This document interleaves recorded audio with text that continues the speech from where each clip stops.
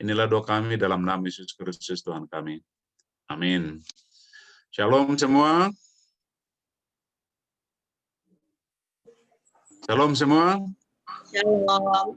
Shalom. Puji Tuhan. Ya, kami baru pulang tadi malam, tengah malam, dan kemarin lalu bertahun baru setengah hari karena harus ikut dalam acara penguburan keluarga kami di Kota Siditalang. Ya. Dan maaf karena saya belum sempat kirimkan teks, tapi saya sudah siapkan sebenarnya. Cuma karena laptopnya ketinggalan, nggak dibawa, jadi nggak sempat dikirim. Ya. Tapi puji Tuhan hari ini kita boleh bertemu kembali.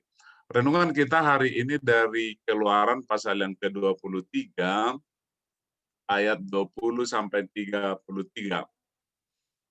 Keluaran pasal yang ke-23, ayat yang ke-20 sampai 33.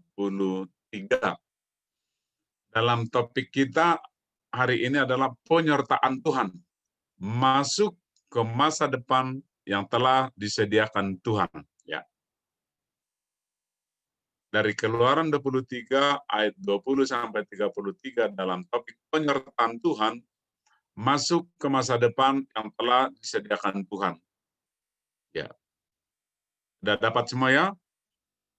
Ya, harapan saya renungan kita hari ini betul-betul kita hayati, betul-betul kita temukan bukan hanya satu renungan yang mengisi tahun baru. Ya, dan karena itu mohon kita perhatikan dengan baik-baik ya, dan juga kita imani bahwa Tuhan adalah masa depan kita ya. Sekali lagi Tuhan adalah masa depan kita. Nah, kalau kita perhatikan kitab Keluaran, setelah Tuhan menyeberangkan semua bangsa Israel dengan kuasanya yang dahsyat melalui Laut Teberau, Tuhan kemudian memimpin mereka secara perlahan ya. Bangsa itu dipimpin secara perlahan sebagai lanjutan kasih setianya. Dan lanjutan kasih setia Tuhan itu ditandai dengan tanda-tanda mujizat yang memenuhi kebutuhan mereka. Kita melihat kebutuhan pangan mereka dipenuhi. Dan bukan hanya kebutuhan pangan yang dipenuhi, Tuhan juga melindungi mereka dalam perjalanan mereka, menghindarkan dari musuh-musuh yang mereka hadapi dalam perjalanan mereka sampai mereka menuju tanah perjanjian. Nah, kalau kita perhatikan bahwa sungguh mereka itu dalam perlindungan Tuhan dengan sangat sempurna. Mereka tidak pernah tersentuh ya oleh musuh, walaupun mereka memang harus menghadapi musuh yang di hadapan mereka. Nah, tapi lebih daripada itu, bukan hanya kebutuhan pangan mereka dan perlindungan yang Tuhan berikan kepada mereka, tetapi yang menarik adalah Tuhan juga menuntun dan mengajari mereka bagaimana cara beribadah. Ibadah bangsa itu kemudian diatur oleh Tuhan sedemikian rupa. Dan Tuhan menjadi pemimpin. Kita bisa membayangkan ya, satu bangsa, keajaiban-keajaiban, perlindungan diberikan, pertolongan-pertolongan nyata diberikan, Tuhan sendiri yang berjalan di depan mereka dengan tanda-tanda yang sangat luar biasa, dan termasuk juga tata ibadah mereka juga diatur oleh Tuhan. Jadi tata peribadatan itu bukan diatur oleh MC, bukan diatur oleh orang tertentu, tapi Tuhan mengaturnya sedemikian rupa. Ya. Dan sangat menarik bahwa dalam masa itu yang kita sebut dengan teokrasi pemerintahan Tuhan, bangsa itu menjadi satu bangsa yang sangat khusus. Bangsa yang sangat khusus. Dan dalam kekhususan mereka adalah ketika kita melihat ketika bangsa itu masuk di tanah Kanaan atau tanah perjanjian, Tuhan mengangkat para hakim dan Tuhan memperlengkapi mereka dengan kuasa yang sangat khusus. Tapi juga ketika kita melihat Tuhan mengatur hak-hak semua orang. Baik hamba diatur juga haknya. Baik masalah kehidupan sosial diatur, semua diatur oleh Tuhan dengan begitu teratur.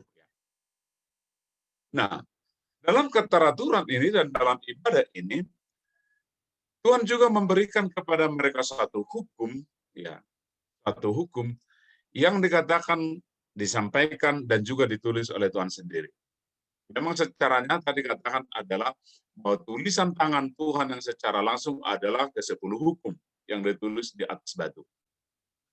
Tetapi hukum-hukum yang lain juga diberikan oleh Tuhan. Dan itu adalah satu hal yang sangat terhormat. Bahwa ada catatan Tuhan, ada perintah-perintah Tuhan, ada peringatan-peringatan yang diberikan oleh Tuhan yang datangnya dari Tuhan. Bukan diciptakan oleh manusia. Dan hukum yang tertulis itu, walaupun medianya sudah berganti, ataupun berubah medianya, namun isi dari hukum itu dapat kita baca, dan sampai saat ini ada di tangan kita, itulah Alkitab yang kita miliki. Alkitab yang kita miliki ini bukan sekedar namanya kitab suci, tetapi ini adalah satu catatan-catatan yang diberikan oleh Tuhan. Maka kalau kita katakan secara sederhana, kita tidak bisa mengingkari bahwa Tuhan pun masih memelihara kita dan masih menyatukan diri kita dengan Tuhan ketika kita berpegangan atau memegang Alkitab kita. Maka kita perhatikan agama yang lain kan, begitu sucinya dibikin itu, ya, kitab suci itu, walaupun kadang-kadang kita taruh di atas meja, kita taruh di rak, kita taruh di mana gitu ya. Tapi yang ingin saya sampaikan adalah bahwa Alkitab yang ada di tangan kita saat ini adalah juga merupakan satu bukti kehadiran Tuhan, dan itu adalah warisan yang mulia. Sehingga ketika kita membaca firman Tuhan atau membuka Alkitab kita, maka yang harus kita taruh di dalam diri kita, ini adalah bukti kehadiran Tuhan dan suatu warisan mulia yang diberikan oleh Tuhan. Maka berbahagialah kita yang membacanya, yang merenungkannya, dan juga yang menemukan harta-harta mulia dari dalamnya. Kembali kepada topik kita tentang penyertaan Tuhan di masa depan. Ya. Kalau kita perhatikan nanti Bapak Ibu baca di rumah, dalam masa perjalanan yang sedang ditempuh oleh bangsa Israel, sebagaimana dituliskan dalam kitab Keluaran ini, kita sampaikan tadi, Tuhan kemudian menyampaikan kepada mereka satu hak khusus. Ya. Satu hak khusus. Di ayat 20 katakan begini, sesungguhnya aku mengutus seorang malaikat berjalan di depanmu untuk melindungi engkau di jalan dan untuk membawa engkau ke tempat yang kusediakan. Ada satu hak khusus. Tuhan akan mengutus malaikatnya. Mengutus untuk apa? Melindungi. Dan juga membawa sampai kepada tujuan Tuhan. Sangat menarik kan? Kalau kita dalam hidup kita, Tuhan mengutus malaikatnya. Kita dilindungi, tetapi juga kemudian kita dibawa sampai kepada tujuan Tuhan. Ya, ya, karena keadaan duka pada keluarga kami, beberapa ini, saya bolak-balik dengan Samuel itu pergi ke Sidiktalang. Kadang kami gantian bawa mobil, tapi kalau kemarin terpaksa satu-satu ya. Capek, ya. Ada juga lelah gitu kan. Kadang-kadang di jalan juga saya terpaksa buka-buka mata gitu ya, karena perjalanan gitu ya. Nah, bangsa ini diberikan satu hak khusus, ya, bahwa Tuhan mengutus malaikatnya melindungi sekaligus juga untuk membawa sampai kepada tujuan. Itu poin yang penting. Tapi nanti kita akan lihat poin yang lebih penting lagi daripada hal itu. Kalau kita melihat dari pasal 24 sampai pasal 40 di kitab Keluaran, kitab ini menggambarkan kepada kita tentang kehidupan yang akan mereka jalani, yang akan mereka dapati di tanah perjanjian. Ya. Dalam pasal 24 sampai pasal 40 itu dijelaskan dengan sangat nyata bahwa peribadatan mereka diatur begitu indah, kebutuhan mereka diatur begitu indah, dan juga hari-hari mereka adalah hari-hari di mana mereka akan melihat keajaiban Tuhan. Dan untuk itu sekali lagi, untuk menghadirkan kehadiran Tuhan atau untuk menghadirkan suasana surgawi dalam ibadah mereka, kalau kita perhatikan, semua peralatan yang mereka pakai di dalam ibadah adalah suatu gambaran surgawi yang diturunkan. Ya, saya ulangi, untuk menghadirkan suasana surgawi di dalam peribadatan mereka itu, semua ornamen peribadatan dan semua alat-alat peribadatan adalah suatu gambaran yang diturunkan dari surga. Kita bisa membayangkan, cuma kita ini kan di tempat kita nama bergereja masing-masing, kadangkala rumah ibadah itu kan tergantung dari banyaknya duit jemaat kan. Kalau banyak duit, ayo bikin gini bagus, bikin full AC sama non AC atau segala apapun. Tapi bangsa Israel lebih daripada itu. Semua ornamen, semua bagian-bagian peribadatan itu adalah suasana surgawi atau gambaran dari surga yang diturunkan. Sehingga ketika mereka beribadah, mereka bisa melihat, oh ini suasana surga, ini gambaran surga.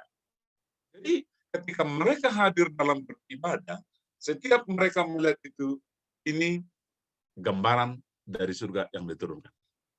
Maka kembali seperti saya katakan tadi, Tuhan memberikan mereka hukum, Tuhan memberikan mereka hakim, Tuhan mereka memberikan firman, Tuhan memberikan kepada mereka malaikat yang begitu rupa.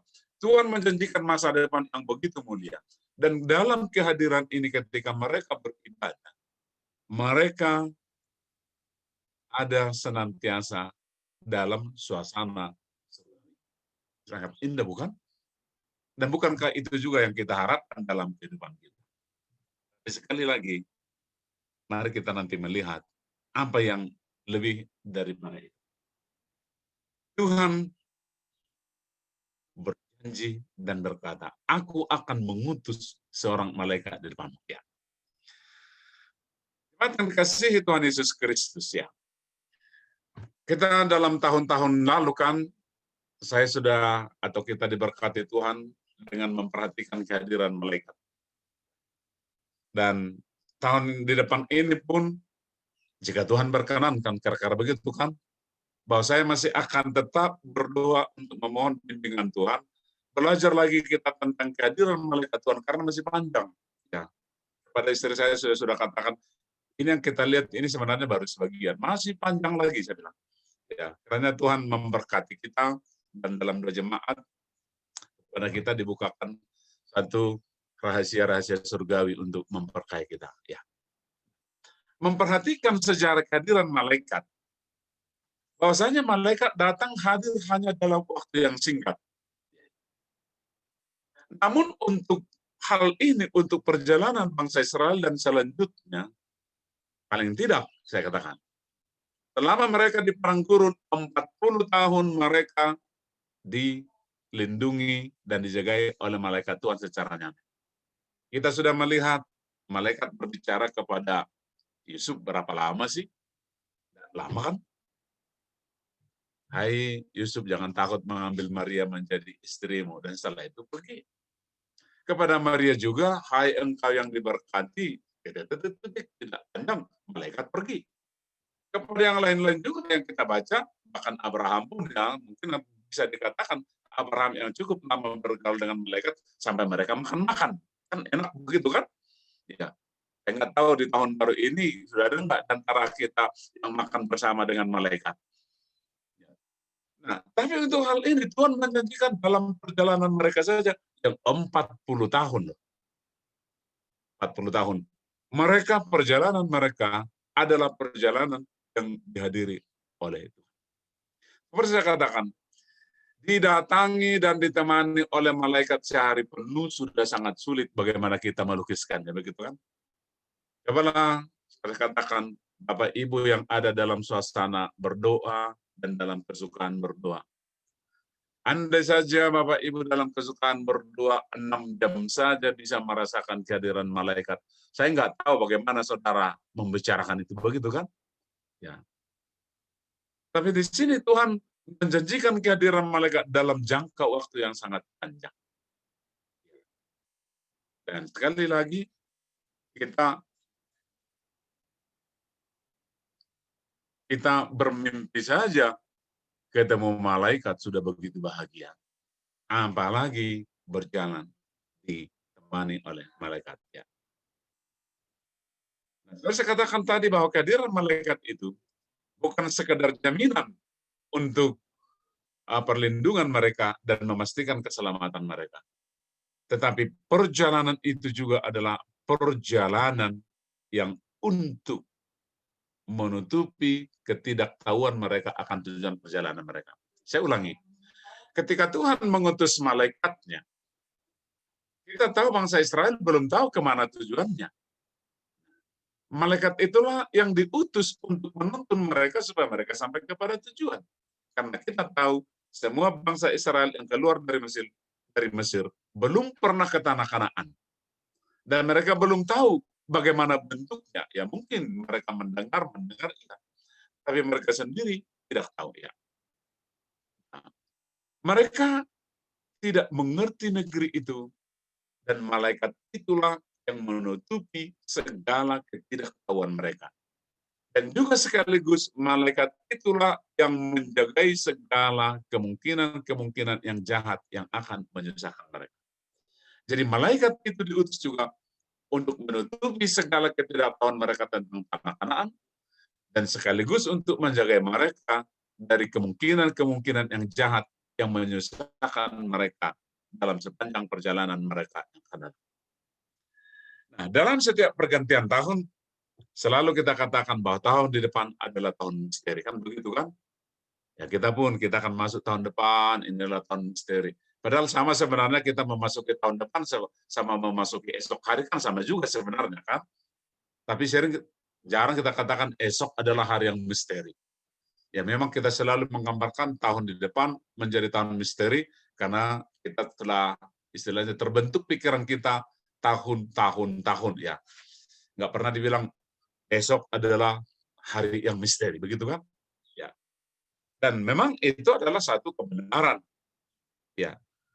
Mengapa itu menjadi misteri? Karena kita tidak dapat melihatnya. Walaupun ya sebenarnya di hati kita juga kayaknya nggak ada yang misteri sih. Ya.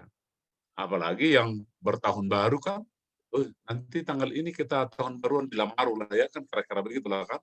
Nggak tahu ada nggak antara kita kemarin kita pergi ke Pantai Lamaru tahun baruan kan, ya besok kita pergi ke sana ya tahun baruan kan kita juga bilang begitu kan, ya atau kita ke sana lah besok, aku belum pernah ke sana lu, bagus katanya batu dinding sana gitu kan, ya atau pergi kemana saja kan kita merencanakan kan, kita nggak pernah katakan besok tahun misteri ya kita bisa nggak ke Lamaru kan nggak pernah kita bilang begitu kan.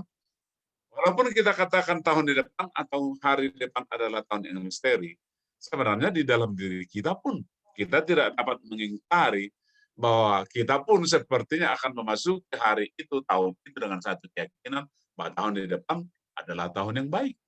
Ya, ada orang yang sudah merencanakan keuntungan tahun depan, gitu kan? Tahun depan ini usaha kita akan dapat hasil sekian. Tahun depan saya akan naik pangkat. Tahun depan akan ada gitu. Ada yang seperti itu. Ya. Tapi sebagaimana telah disebutkan bahwa Tuhan telah menunjukkan kepada mereka masa depan. Dan Tuhan telah memberitahukan kepada mereka bahwa Tuhan akan menyertai di masa depan. Dan Tuhan telah memberitahukan kepada mereka cara peribadatan mereka ketika tiba di tanah Kanaan. Dan Tuhan sudah mengatakan bahwa Dia akan mengutus hakim-hakim untuk juga menjaga mereka dengan mujizat-mujizat yang nyata. Namun sekali lagi, mari kita perhatikan ini dengan baik. Musa seorang pemimpin yang sangat luar biasa. Maka apa jawaban Tuhan terhadap semua hal yang telah dijanjikan oleh Tuhan? Dalam Keluaran 33 ayat 15, Musa berkata begini. Berkatalah Musa kepadanya. Keluaran 33 ayat 15. Jika engkau sendiri tidak membimbing kami. Ya, perhatikan di situ Keluaran 33 ayat 15. Jika engkau sendiri tidak membimbing kami, janganlah suruh kami berangkat dari sini. Kira-kira Musa ini melawan Tuhan enggak ya? Tuhan bilang, Musa, Saya akan suruh malaikat lalu menjaga kalian, melindungi engkau, menuntun engkau, dan akan ada tanda-tanda mujizat. Dan nanti kamu akan beribadah di sana. Beginilah gambaran peribadatan. Negeri yang kamu duduki adalah negeri yang penuh dengan segala berkat-berkat. Tapi Musa bilang begini, Tuhan, tolong deh, jangan suruh kami pergi ya kalau Tuhan tidak bisa. Seperti saya katakan tadi, kira-kira Musa ini melawan Tuhan enggak ya? Udah dikasih yang baik, apakah ini bahasa kita kan sudah dikasih hati, minta jantung lagi, kira-kira begitu kan? Ya. Tapi mari kita belajar dari kebenaran ini. Musa seorang pemimpin yang besar, dan sebagai seorang pemimpin yang besar, dia mengerti apa yang terbaik bagi manusia. Saya ulang itu. Mengapa Musa meminta itu atau menyatakan, jika engkau sendiri tidak membimbing kami, ditekankan, janganlah suruh kami berangkat dari sini. Kalau bahasa kerennya itu kan, Tuhan, lebih baik kami di sini, mati di sini, kalau Tuhan tidak bersama dengan kami. Tuhan mengutus malaikat, ya nggak apa-apa. Tuhan janjikan kami masa depan, ya puji Tuhan kan, kira-kira begitu kan. Tapi kalau Tuhan tidak membimbing kami, ya udah lebih baik kami mati di sini. Seperti saya katakan tadi, bermimpi ketemu malaikat saja sudah begitu luar biasa bagi kita. Dijanjikan kehadirannya begitu luar biasa, kan hati kita sangat bahagia. Ya. Disertai malaikat, keren, luar biasa, begitu kan? Melakukan ibadah dengan baik, keren, kan begitu kan? Makanya seringkali kita pun mau ibadah harus ditata dulu dengan baik, kan begitu kan? Semua yang mau ibadah harus hadir 15 menit dan kita masuk 2 dulu, kan keren kan? Memiliki masa depan yang cerah itu semua harapan manusia. Namun yang paling utama yang dibutuhkan manusia adalah penyertaan Tuhan secara langsung. Ibadah kita lakukan dengan sangat baik, bahasa kita dengan sangat sempurna, kita lakukan dengan ketulusan, puji Tuhan. Diberkati Tuhan dengan segala kecukupan, bahkan berkelimpahan, puji Tuhan. Dijagai Tuhan dari segala sakit penyakit, puji Tuhan. Kita tidak pernah kekurangan, puji Tuhan. Kita berdoa, doa kita dengarkan oleh Tuhan, puji Tuhan. Tapi ingat apa katamu. Kalau Tuhan tidak membimbing kami, lebih baik kami di sini. Karena apa yang dibutuhkan oleh manusia adalah kehadiran Tuhan itu sendiri. Amin, Bapak Ibu. Ya, amin. Saya ulang ya sekali lagi. Tuhan memberikan makanan kepada kita dan kecukupan kelimpahan, puji Tuhan. Kita melakukan ibadah dengan kebaikannya, dengan segala kemurnian hati kita, puji Tuhan. Tuhan menuntun dan memberikan kepada kita malaikat untuk menjaga kita, puji Tuhan. Tapi Musa seorang pemimpin besar. Dia tahu yang dibutuhkan manusia adalah kehadiran Tuhan itu selalu bersama. Apalah arti suatu ibadah yang baik, yang juga disertai dengan tanda-tanda surgawi, jika Tuhan sendiri tidak ada di dalamnya? Ya. Kita boleh menata ibadah, membuat ibadah itu sepertinya indah dan menarik, sepertinya tulus, bisa kita buat. Ya. Dan kita juga akan berupaya untuk itu kan. Kita akan selalu berupaya menghadirkan, melakukan yang terbaik. Puji Tuhan, itu dari hati kita. Apalah juga arti dari kecukupan secara materi, kelimpahan secara materi, jika Tuhan tidak ada di dalam, atau Tuhan tidak ada di dalam kehidupan mereka yang milik ini. Kita tahu kan ada banyak orang kaya. Amsal berkata, Tuhanlah yang membuat orang kaya, Tuhan juga yang membuat orang miskin. Kalau kita mau katakan secara jujur begitu, orang-orang itu menjadi kaya karena Tuhan. Tapi Tuhan tidak ada di dalam. Karena, tapi nggak ada. Itu kaya karena saya. Tapi saya tidak bisa. Tuhan bisa memberikan jabatan-jabatan bagi seseorang. Tapi belum tentu Tuhan ada bersama dengan mereka.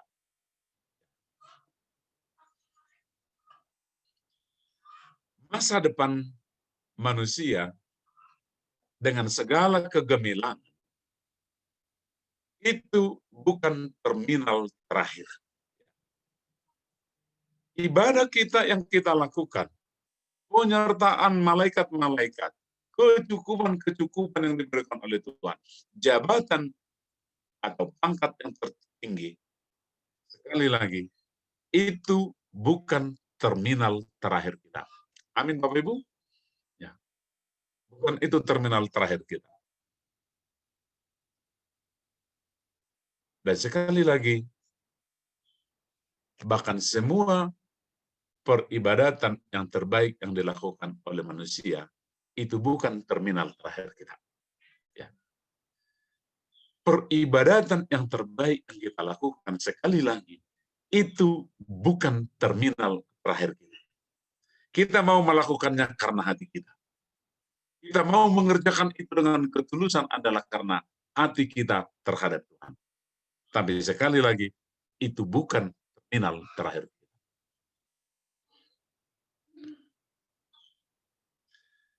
Musa memahami yang paling dibutuhkan oleh manusia.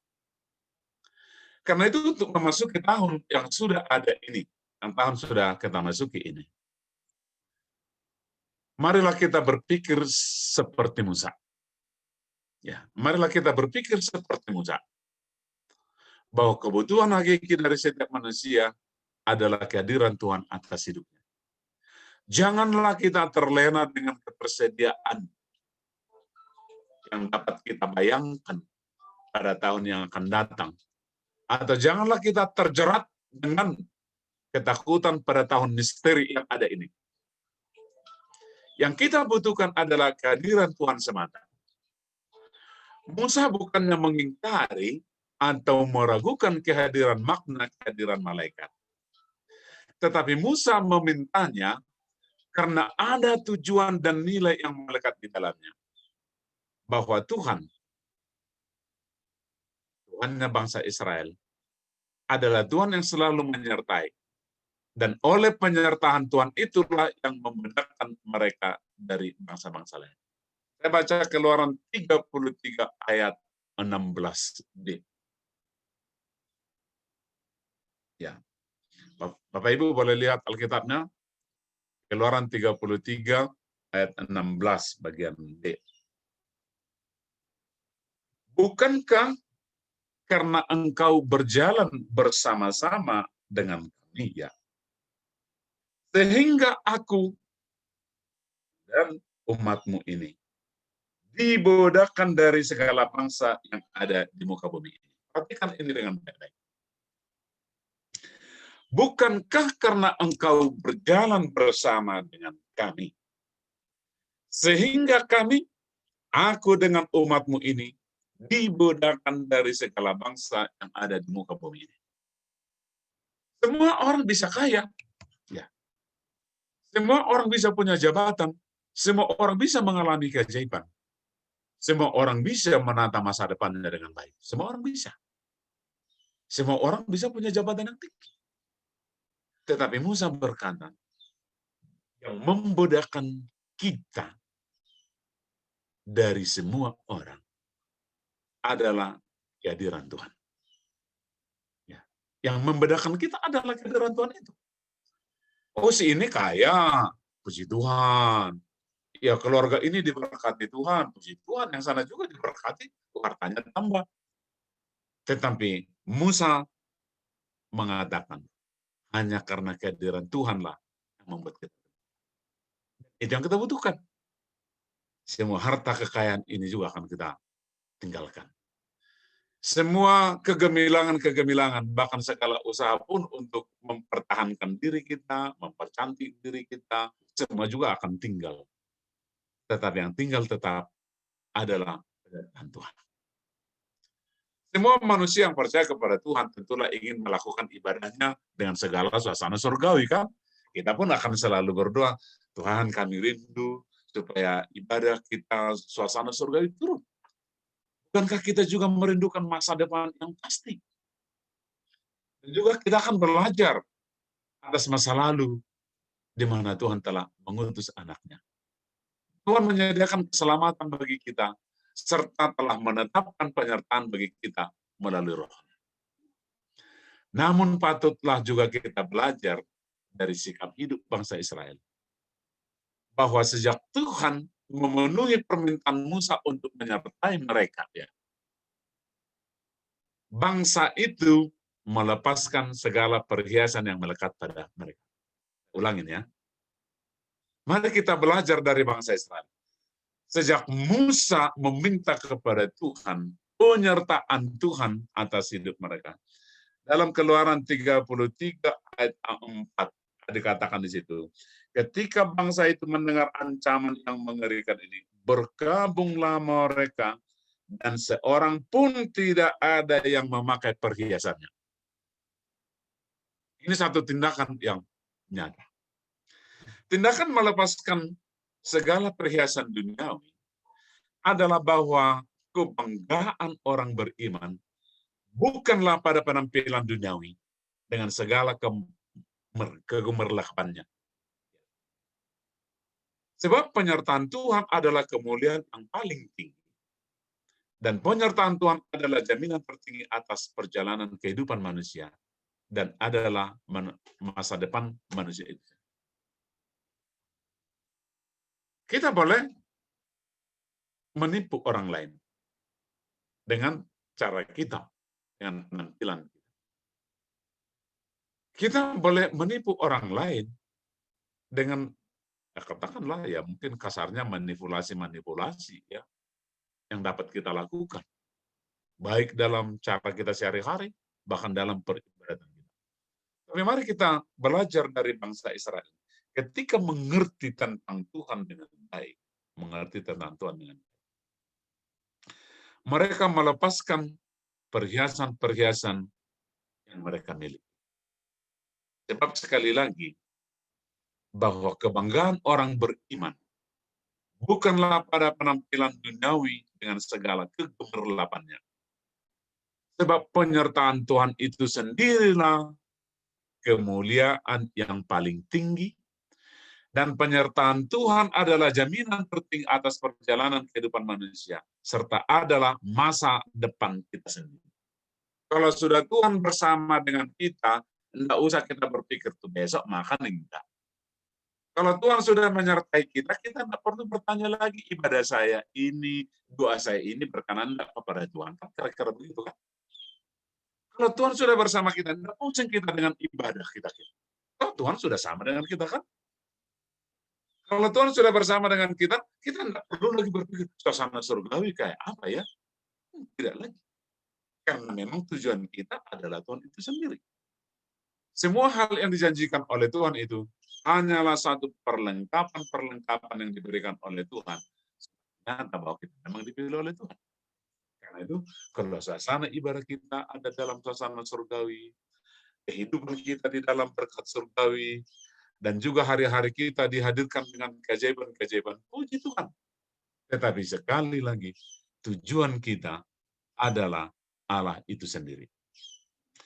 Ibadah kita yang sesungguhnya ialah kehadiran Tuhan itu. Amin, Bapak Ibu. Nah, selamat memasuki tahun baru, dan kenakanlah Tuhan selalu dalam hidupmu. Tuhan memberkati kita. Amin, Bapak Ibu. Ya. Boleh Christine berdoa untuk kita, untuk firman Tuhan?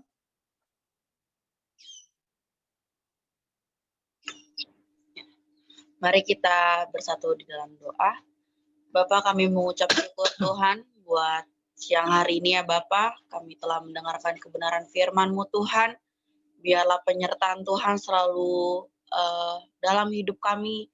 Kami boleh juga mengaplikasikan firman ini Tuhan dalam kehidupan kami sehari-hari ya Bapak. Tuhan, kami juga berdoa buat Bapak Gembala dan beserta keluarganya. Tuhan, Kau memberkati dalam pelayanannya, dalam kehidupannya, kesehatannya Tuhan, Kau memberkati. Dan juga kiranya kasih-Mu juga Tuhan terus-menerus melingkupi keluarganya mereka Tuhan. Dan juga kami berdoa buat keluarga Ibu Anita, Tuhan juga memberkati dalam pelayanannya, dalam pekerjaannya, serta keluarganya juga selalu diberikan kesehatan, kekuatan yang daripada-Mu ya Bapa.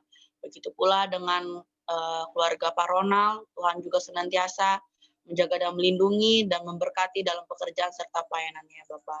Dan juga Tuhan teruntuk para jemaat kami ya Bapa, Kau memberkati ya Tuhan setiap jemaat kami yang membutuhkan setiap dalam kehidupan mereka, baik persoalan hidup mereka Tuhan, kiranya senantiasa mereka boleh bersandar sepenuhnya Tuhan di dalam Engkau. Biarlah apa yang mereka butuhkan Tuhan, Engkau menyediakannya Tuhan menurut waktu-Mu ya Bapa. Kami menyerahkan seluruh hidup kami ke dalam tangan-Mu ya Bapa. Dan juga kami berdoa bagi bangsa dan negara ini, baik pemimpin kami, dari yang tingkat tertinggi sampai yang terendah Tuhan. Engkau memberkatinya ya Bapa.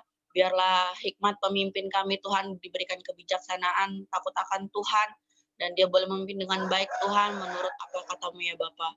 Terima kasih Tuhan Yesus, kami juga berdoa buat orang yang tidak bersama dengan kami dengan di masa pandemik ini Tuhan, kami percaya kami tetap menantikan waktu Tuhan yang terbaik bagi kami. Kami percaya Tuhan, bumi kami boleh segera pulih Tuhan dari setiap virus-virus ini ya Bapak.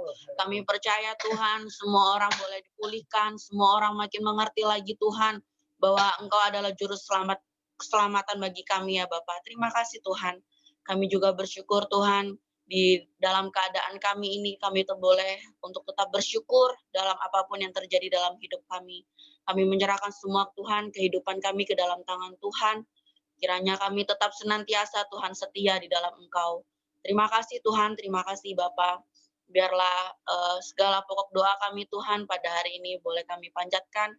Hanya di dalam nama Tuhan Yesus kami berdoa. Amin.